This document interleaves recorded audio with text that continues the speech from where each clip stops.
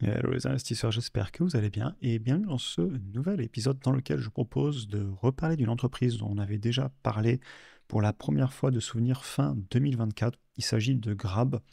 Alors, c'est une entreprise que je connais, que j'ai découvert sur le terrain, on en reparlera plus tard. Et on va parler donc ici des activités de l'entreprise, on va regarder les chiffres et un petit peu la valorisation et voir si je voudrais pousser mon analyse plus loin, sachant que j'avais déjà vu des choses qui me plaisaient à l'époque. Et depuis à peu près 6 mois, le titre fait du surplace autour des 5 $. L'entreprise était cotée beaucoup plus cher en 2021 pendant l'euphorie qu'on avait eue sur toutes les petites entreprises qui étaient rentrées en bourse à ce moment-là. Depuis, on a eu une longue baisse, une traversée du désert, et depuis, on est venu se stabiliser sur ces 5 $. C'est une entreprise dont on a aussi d'ailleurs parlé dans la communauté en vidéo ces derniers jours, et d'ailleurs pour les membres du programme et de la communauté, on a fait un post ce matin ainsi qu'une vidéo hier, n'hésitez pas à aller la voir. Et pour ceux qui veulent nous rejoindre, évidemment, vous avez les liens en description, et un grand merci à ceux qui nous ont rejoints cette semaine. Évidemment, il s'agit d'un candidat sur l'investissement. Je vous partage mes chiffres, ma vision des choses sur une entreprise, mais chacun prendra ses propres décisions. Donc Grab, c'est une entreprise qui a été fondée en 2012 et c'est ce qu'on appelle une super application. Ils sont très dominants en Asie du Sud-Est, présents dans 8 pays, Singapour, Malaisie, Indonésie, Philippines, Thaïlande, Vietnam, Cambodge, Myanmar, sachant que moi je les ai déjà, je les ai connus là-bas. D'ailleurs, je vais vous parler un petit peu des super applications et d'où je les ai connus. J'ai beaucoup voyagé en Asie. J'ai passé 4 ans de ma vie en Chine. Et le concept d'ailleurs de super application, je l'ai découvert avec Weixin, WeChat en anglais. Et en fait, c'est une application qui est extrêmement présente en Chine. Il y a aussi le concurrent Chufuba, qui est en fait Alipay, mais c'est tout l'écosystème de Alibaba, AliExpress. Et en fait, ce concept de super application, on l'a pas trop en Europe et aux États-Unis, mais c'est les applications qui font aussi bien de la banque que de la livraison, que du transport, etc. Et c'est vraiment un concept qui est déjà au quotidien extrêmement utile. Déjà de 2014 à 2014-2015 à 2019, j'utilisais absolument tout le temps. Et quand je suis allé en Asie du Sud-Est, j'ai vu Grab qui fait un peu la même chose. Initialement, c'est du covoiturage et aujourd'hui, ils offrent du coup de la livraison de nourriture, les paiements, solutions financières, taxi, taxi-moto, etc. C'est une entreprise qui en 2024 a généré un petit peu plus de 2,7 milliards de dollars, presque 2,8 d'ailleurs. Et comme je le dis, si vous êtes déjà allé en Malaisie, Indonésie, Singapour, etc., eh ben, vous connaissez peut-être Grab. Et d'ailleurs, c'est ce qu'expliquait Peter Lynch dans son livre One Up on Wall Street, que des fois, en fait, regarder sur le terrain l'adoption d'un produit, c'est un bon point de départ pour une analyse en bourse. Je tiens aussi à préciser qu'à chaque fois que je vais en Asie du Sud-Est, quelque chose sur lequel je suis très positif, c'est la vélocité de la monnaie. Et on n'est peut-être pas forcément habitué, si on est souvent, notamment en Europe et peut-être aussi en Amérique du Nord, mais à chaque fois que je vais en Asie, c'est le choc. En fait, le nombre de transactions qui ont lieu, l'économie de services qu'il y a, tout est en mouvement. C'est impressionnant. La quantité de jeunesse, d'émulsion, d'envie d'entreprendre, de s'en sortir. Et en fait, ça fait qu'on a une énorme croissance et une grosse vélocité. Aussi, quelle est la différence par rapport à un Uber et à un Lyft? Et vous voyez là, depuis tout à l'heure, on fait du qualitatif. Pourquoi je m'intéresse au business?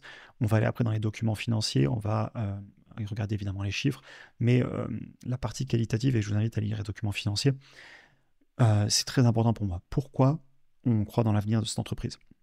Et une question qui revient souvent et que je me suis posée aussi, c'est quelle est la différence avec Uber ou Lyft?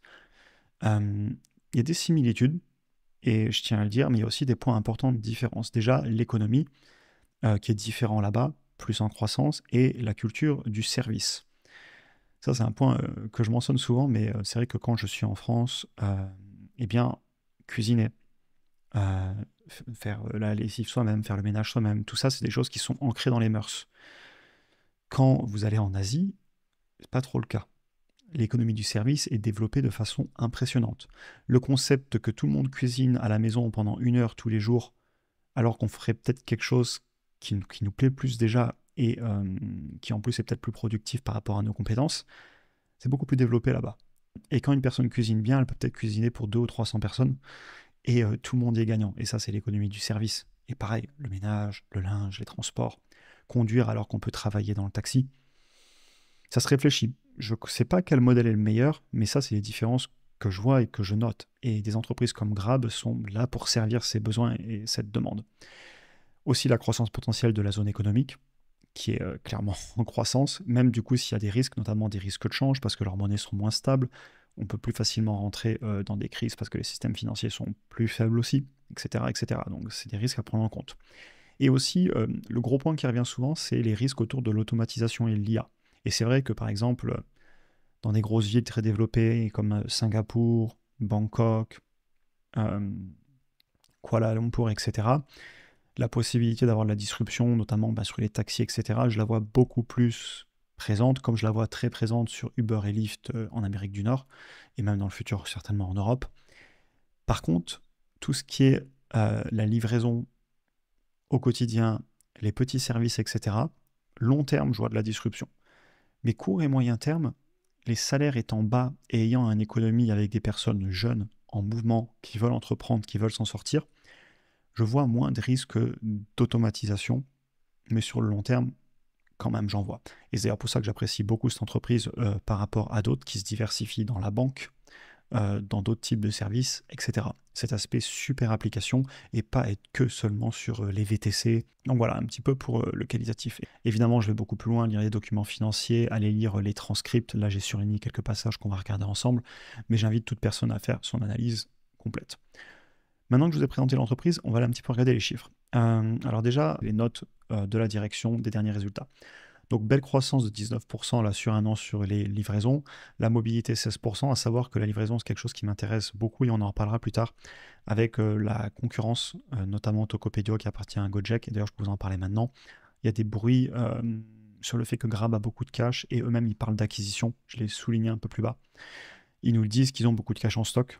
Vous voyez, en net cash liquidity, donc la position de cash net, on a retranché la dette, on est à bientôt 6 milliards de dollars, et à 7,6 en cash total disponible si on ne réenlève pas la dette. Et la dette, elle est levée, mais du coup, c'est de l'argent disponible, donc ça compte. Il nous parle d'une potentielle acquisition. Et moi, je pense de suite au Amazon de l'Indonésie, Tokopedia, etc. On ne sait pas si ça aura lieu, c'est que de la spéculation. Ils en ont déjà parlé, il y a eu des problèmes avec le régulateur à l'époque. Et encore une fois, je vous invite à faire votre analyse qualitative complète, à lire les documents, faire toutes vos recherches, écouter ce qui s'est dit par le passé, etc. Revenons à nos moutons. Croissance globale là, du chiffre d'affaires de 23% sur un an, donc c'est une entreprise jeune en croissance, clairement. Et il nous prévoit pour cette année encore de 19 à 22% de croissance annoncée par la direction avec un chiffre d'affaires entre 3,3 et 3,4 milliards de dollars. On va maintenant passer aux chiffres sur le logiciel. L'objectif ici, c'est de vous faire une première présentation générale de l'entreprise, n'ayant moi-même pas encore acheté ni fait ma conclusion globale. Je suis en pleine analyse. Mais justement, je tiens à vous partager ça. Ce que j'achèterai ou pas, très souvent, quand je fais les analyses, je me retrouve à pas forcément acheter parce que j'ai peu de place en portefeuille et je fais mes choix. Mais ça ne m'empêche pas de présenter les entreprises. D'ailleurs, c'est aussi un petit peu ce qu'on fait dans la communauté. Tout le monde n'achète pas les mêmes entreprises. Et j'ai déjà présenté plein d'entreprises que je n'ai pas encore rentrées en portefeuille. Tout simplement parce que je ne peux pas avoir des doublons dans tous les sens. Par exemple, il y a encore pas longtemps, on parlait de SoFi, de New Holding. Il y a un moment, c'est pas parce que j'aime ces entreprises que je les ai tout en portefeuille. Et vice-versa, des fois, je les ai en portefeuille. Mais l'idée ici, c'est de vous présenter toutes mes recherches. Et après, chacun peut aussi prendre ses décisions. C'est pas parce que je ne l'ai pas en portefeuille à ce jour que c'est une mauvaise entreprise ou une bonne entreprise d'ailleurs. Il faut que je finisse mon travail. Bref, je me suis perdu dans mes pensées. L'entreprise fait 20 milliards de dollars de capitalisation boursière. C'est donc clairement pas une petite entreprise. On est maintenant sur une entreprise de taille moyenne. On va commencer comme d'habitude en haut du compte de résultats. Croissance du chiffre d'affaires. Sur un peu plus de 4 ans, là en composé, on a 50% de croissance par an. Évidemment, la croissance ralentit, mais récemment, on se balade quand même autour des 20% selon où vous vous placez, autour des 20%. C'est impressionnant. Ensuite, les marges de suite. Cette entreprise est bénéficiaire, d'ailleurs, on pourrait le voir dans les documents financiers, on ne l'a pas fait, vous savez quoi, on va le faire ensemble. Je vais vous montrer. Et on le refera aussi sur le logiciel. Cette vidéo est dans tous les sens, vous voyez que j'ai pas trop préparé et je sais que vous aimez ces vidéos parce que ça vous permet de voir ma réflexion. On était bénéficiaire sur 6 mois glissants, comme vous le voyez ici, EBITDA positif aussi. Et si on va voir le cash, il est où? Je vous le fais en direct comme je vous disais, si je le trouve, sinon je vais couper. Du coup, j'ai coupé le temps de le trouver. Il est là, notre cash issu des opérations en 6 mois glissants et nos CAPEX, comme on disait, ils sont ici. L'entreprise ne brûle pas de cash. Donc voilà, je vous invite évidemment à regarder tous les documents ensemble et vous pouvez aussi regarder la position en cash total. Bien évidemment, je vous invite à regarder les documents entiers. Je vais avancer dans cette vidéo, on a déjà passé... enfin bref, elle va être longue, c'est pas grave. L'entreprise est devenue bénéficiaire, on l'a vu dans les documents financiers, et c'est confirmé ici avec les marges. Les marges sont faibles pour l'instant, sur le long terme, je les vois monter, et on ne brûle plus de cash depuis assez longtemps. À noter qu'ils sont en train de commencer à intégrer de la banque, donc regardez les flux de trésorerie disponibles, plus ça va peser, et de plus en plus ce sera compliqué. Donc j'imagine que sur le long terme, c'est peut-être une entreprise que j'analyserai plus sur les bénéfices, même si sur le court terme, je préfère quand même la regarder sur les flux de trésor, parce que entreprise jeune en termes de sa croissance, pas en termes de taille, c'est déjà une grosse entreprise, mais vu qu'on est encore en forte croissance, moi ce qui m'importe surtout c'est de vérifier ce qui se passe au niveau du cash pour pas avoir de risque de faillite, etc. Bref, on continue. Alors, free cash flow, on va le mettre ici. L'entreprise a des compensations en actions destinées aux investisseurs. Entreprise jeune, c'est pas quelque chose qui me choque, mais c'est important de le préciser, qui dilue dans le temps. Même encore récemment. Alors, vous voyez qu'il y a des mois où ça monte ou ça baisse, mais dans mes fichiers d'analyse, bien évidemment que je mettrai de la dilution. Et quand c'est là, je le mentionne. Les flux de trésor auxquels on a retranché ces compensations à l'action destinée en investisseurs, on est toujours en positif. Donc, on ne brûle toujours pas de cash, même en les réintégrant. Pas. Je vous mets le cash total, et là, vous allez voir qu'il est très élevé. C'est ce qu'ils disaient d'ailleurs eux-mêmes. Ils ont beaucoup de cash en stock, et il y a un moment, la question que je me pose, c'est qu'est-ce qu'ils vont en faire. Et vous voyez, la position en cash continue de monter, notamment en plus, ils ont levé un petit peu de l'argent avec des convertible senior notes dus en 2030, donc pour 2030. Et c'est du cash qu'ils ont levé en plus. Et quand une entreprise a du cash, génère du cash et lève du cash, il y a un moment où on se dit mais qu'est-ce qu'elle va en faire? Et c'est la question que je me pose en long, en large et en travers, et dont on discutait beaucoup dans le school aussi. L'avenir nous le dira, et ils ne le savent pas même non plus.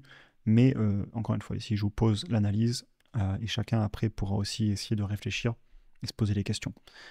Donc voilà, l'entreprise est bien capitalisée, elle n'a pas de problème de cash, elle ne brûle pas de cash, et elle continue à en générer.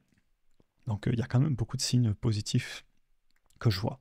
Maintenant, la question c'est combien ça se paye ça? Et on va le regarder ensemble. J'espère que ma voix rendra bien au micro. J'ai l'impression de perdre ma voix au fur et à mesure que cette vidéo avance. Bon, c'est pas grave, je serai plus en forme pour la prochaine. De toute façon, je fais tellement de vidéos que bon, d'une à l'autre, ça peut varier. Le PER, il est en train de varier dans tous les sens parce que l'entreprise est en train de devenir à peine profitable. Donc voilà, pas exploitable, hein. D'ailleurs, c'est pour ça que ce genre d'entreprise, je vais aller faire un fichier de projection parce qu'il faut vraiment voir où elle sera dans 5 ans et réactualiser dans le présent. Les ratios de prix sur les entreprises jeunes, pardon, ça reste quand même compliqué. Et on est sur un PER ici qui se balade entre 20 et 30 selon quand est-ce qu'on regarde.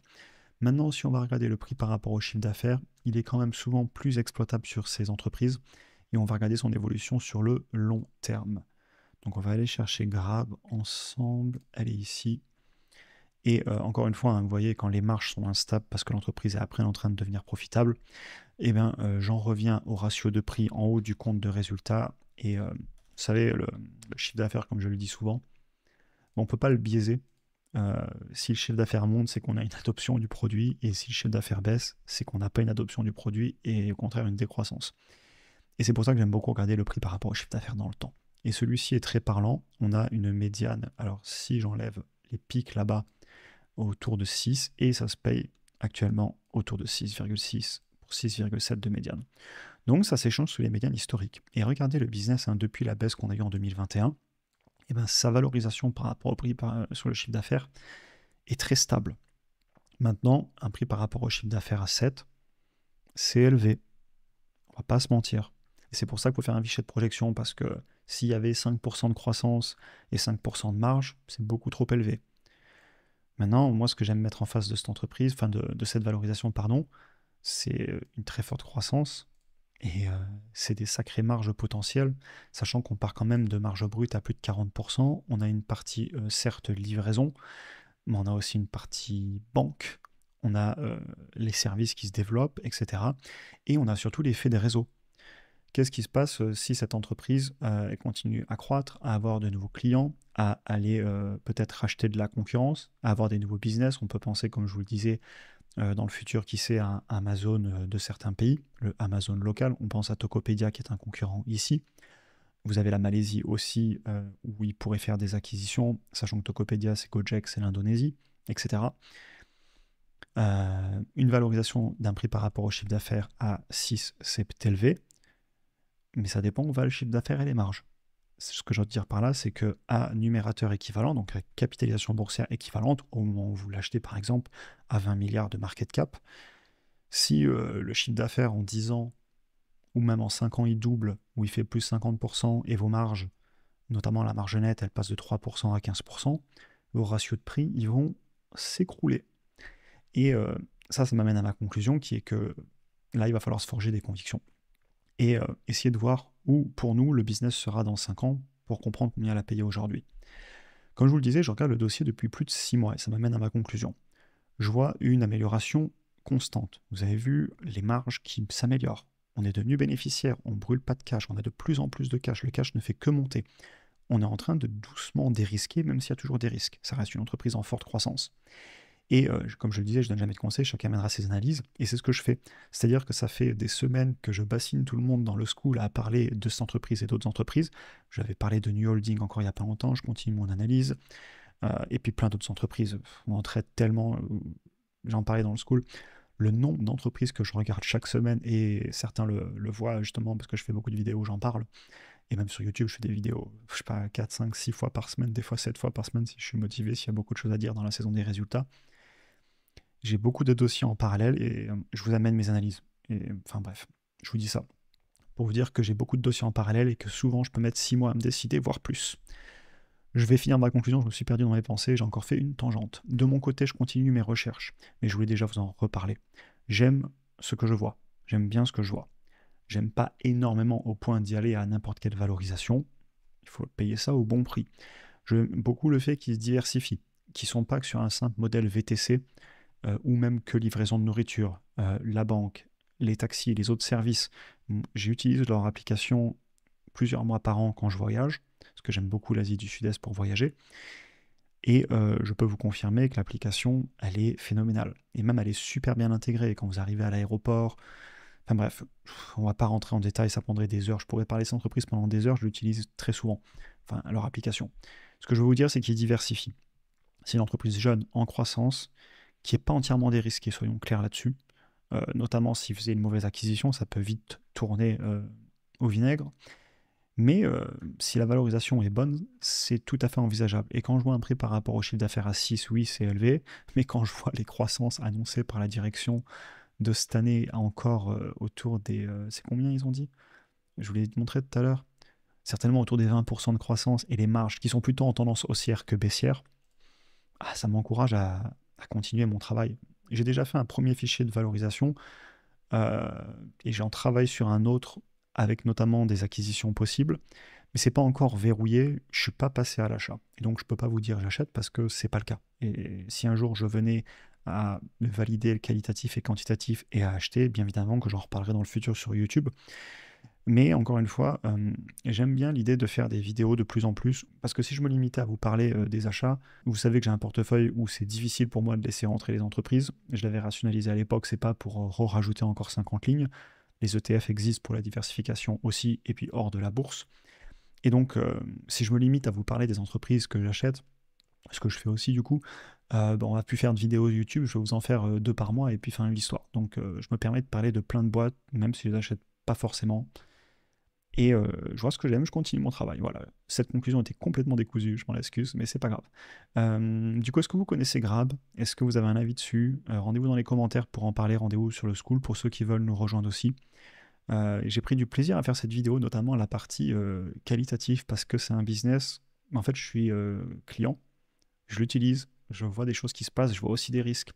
L'automatisation, le fait qu'on est dans une zone économique, certes avec de la croissance, mais aussi avec des risques de change, des plus fortes instabilités économiques. On a eu des crises financières en Asie il y a encore quelques décennies, et eux s'en rappellent.